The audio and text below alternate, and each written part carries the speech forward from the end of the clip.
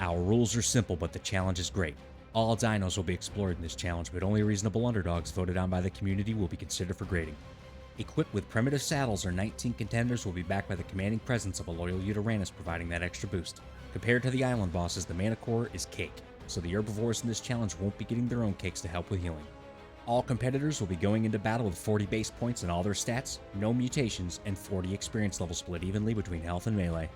Competitors are required to fight the Manticore on all difficulties, starting with Gamma, then Beta, finishing with Alpha. Their success will be annotated on this scorecard with a pass-or-fail system. Clearing the Manticore on all difficulties earns them a gold boom medal.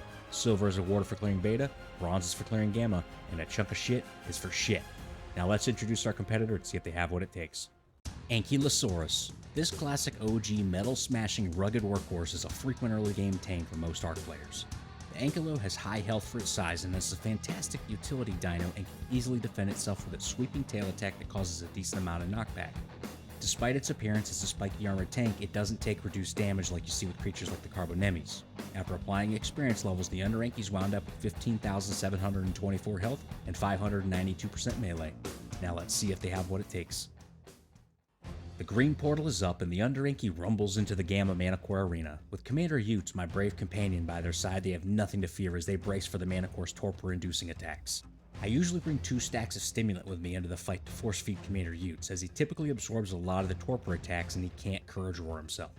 The Ankylosaurus may have some rock-crushing power, but speed, they could tie their shoes while walking.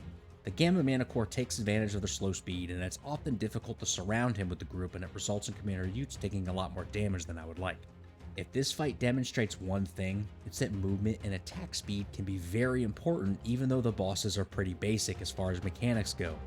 Sometimes the Manticore would land, get in a few attacks, and take off before I could even engage him with the Yankees. Another downside is with almost all the creatures designed by Wildcard, if they're not as tall as something like the Therizino, then they don't always attack when next to something. This isn't the case with some of the modded creatures that have been brought over to Ark. This is really evident if you watch the Island series and see the dragon fights.